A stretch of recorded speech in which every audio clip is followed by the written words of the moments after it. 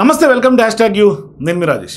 సంచలన నిర్ణయాలకు care of అడ్రస్గా ప్రస్తుతం ప్రపంచంలోనే ఉన్నటువంటి ఏకైక వ్యక్తి డొనాల్డ్ ట్రంప్. అయితే ఆయన గత కొంతకాలంగా నోబెల్ పీస్ యొక్క అవార్డు కోసం ఆశలు పడుతున్నాడు, ఊవిళ్ళూడుతూ ఉన్నాడు. అయితే ఈ ఏడాది అయితే నోబెల్ పీస్ ట్రంప్కి దక్కే అవకాశాలు ఆల్మోస్ట్ క్లోజ్ అయిపోయినాయి, డోర్స్ అన్ని బంద్ అయిపోయినాయి. ఇక ఇటువంటి సందర్భాల్లో పెద్ద ఎత్తున ఆయన రాజకీయం చేశారు, సంచలన నిర్ణయాలు తీసుకున్నారు, భారతీయులపైన అనగదొక్కే విధంగా నిర్ణయాలు తీసుకున్నారు. సరే, అది అమెరికన్లకు పనికొస్తుందా లేదా లేకుంటే కొంత ఇవన్నీ పక్కన పెడితే భారతీయులను అయితే ఒక శత్రువులకు చూసినట్టుగా ఆయన చూడటం స్టార్ట్ చేశాడు. ఇప్పుడు చాలా వరకు కూడా అమెరికాలో పరిస్థితులు మారుతూ ఉన్నాయి.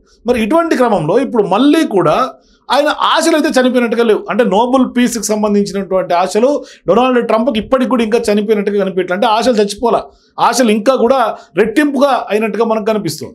సో ఒక రకంగా చెప్పాలంటే అమెరికా అధ్యక్షుడు డొనాల్డ్ ట్రంప్కి సంతోషం వచ్చినా కోపం వచ్చినా అసలు ఆగడు, ఆయన ఏదైనా సెలబ్రేట్ చేసుకోవాల్సిందే. తాజాగా ఆయన టైమ్ మ్యాగజైన్కి ఆయన్ని పొగుడుతూ ఒక కథనం వచ్చింది. ఆ మ్యాగజైన్లో దాన్ని కూడా ట్రంప్ బాగా కోపం తెప్పించిందంట ఆ కథనం. మరి ఒక రకంగా చెప్పాలంటే గత కొంతకాలంగా ట్రంప్కి టైమ్స్ గ్రూప్కి కొంత వివాదం అయితే ఉంది. సో ఇటువంటి సందర్భాల్లో ఏం జరిగింది అని ఒకసారి మనం లోతుగా చూస్తే, టైమ్ మ్యాగజైన్ పైన ఆయన రీసెంట్గా ఆగ్రహం వ్యక్తం చేస్తూ అమెరికా అధ్యక్షుడు డొనాల్డ్ ట్రంప్ సొంత సోషల్ మీడియా సోషల్ ట్రూత్లో ఓ పోస్ట్ పెట్టారు. ఏంటంటే కవర్ పేజీ పైన తన ఫోటోలో కొంత జుట్టు సరిగ్గా కనిపించకపోవడమే అందుకు ప్రధానమైనటువంటి కారణం అట. అంటే అంత మేర ఆయన హర్ట్ అయిపోయారు.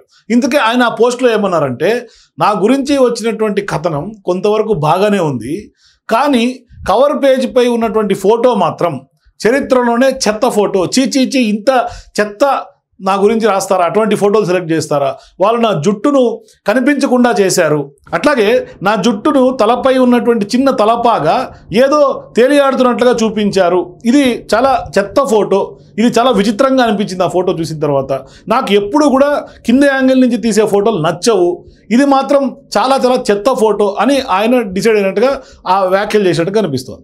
అందుకు దీన్ని తప్పకుండా విమర్శించాలి, అసలు వాళ్ళు ఏం చేస్తున్నారు, ఎందుకు చేస్తున్నారు అంటూ ట్రంప్ మేనేజ్మెంట్ పైన సీరియస్గా టైమ్స్ పైన మండిపడేట్టు కనిపిస్తుంది. ఇదిలా ఉంటే టైమ్ మ్యాగజైన్ను ట్రంప్ కొంత కోప్పడటం ఇదేం తొలిసారి ఏం కాదు. గతంలో ఫిబ్రవరిలో అట్లాగే డోస్ చీఫ్గా ఉన్న సందర్భంగా ఎలన్ మస్క్ ఓవెల్ ఆఫీస్లో కూడా రెవల్యూషన్ డెస్క్ మీద కూర్చున్నట్లుగా ఓ ఫోటోను ప్రచురించింది. అప్పట్లో ట్రంప్ ఆ ఫోటో పైన కూడా తీవ్రమైనటువంటి అసంతృప్తి వ్యక్తం చేశారు. అసలు ఇటువంటి ఫోటోలు ఎందుకు మీరు ప్రచురిస్తున్నారంటూ కూడా పెద్ద ఎత్తున ఫైర్ అయ్యారు. అసలు టైమ్ మ్యాగజైన్ ఇంకా నడుస్తోంది అని అనుకోలేదు అంటూ కూడా వెటకారంగా కూడా ఆనాడు వ్యాఖ్యలు చేశారు. అదే సమయంలో మరి అయితే మస్క్ పనితీరును కూడా ఆ సమయంలో ఆయన ప్రశంసించారు. ఇదిలా ఉంటే ఇప్పుడు ట్రంప్ మీద టైమ్ మ్యాగజైన్ హిస్ ట్రంప్ అనే శీర్షికతో కవర్ పేజీ వచ్చింది. అంటే గాజా శాంతి ఒప్పందంలో ఆయన చేసినటువంటి కృషికి గాను ఈ కథనం కొంత ప్రచురించింది టైమ్ మ్యాగజైన్. ఇది ఒక రకంగా చెప్పాలంటే ట్రంప్కి మేలే, కానీ ఆయన ఫోటోతోటే ఆయన కొంత హర్ట్ అయినట్టు కనిపిస్తుంది. అంటే ఒక రకంగా ఈ ఒప్పందంతోనే 20 మంది ఇజ్రాయిల్ బందీలను హమాస్ విడుదల చేయగా, ఇజ్రాయెల్ సుమారు 2000 మందిని పాలస్తీనా ఖైదీలను 360 మంది పాలస్తీనీల మృతదేహాలను కూడా విడుదలకు సిద్ధమైంది. అయితే ఈ ఏడాదిలోనే తాను పలు యుద్ధాలను కూడా ఆపారంటూ ట్రంప్ నోబెల్ శాంతి బహుమతి కూడా డిమాండ్ చేసినటువంటి వార్త పెద్ద ఎత్తున ప్రపంచవ్యాప్తంగా చర్చనీయాంశంగా అయింది. చాలా వరకు దేశాలు ట్రంప్కు మద్దతు పలికినాయి. పెద్ద ఎత్తున అంటే కొన్ని రూల్స్ అడ్డు రావడంతో ఆయన కళ నెరవేరలేదు. ఆఖరికి అది క్లోజ్ అయిపోయింది, డోర్స్ బంద్ అయిపోయింది. దీంతో ఇప్పుడు వచ్చే ఏడాది అయినా కూడా ఖచ్చితంగా దక్కవచ్చేమో అన్న ఆశ అయితే ప్రస్తుతానికి ట్రంప్ పెట్టుకున్నట్టుగా తెలుస్తోంది.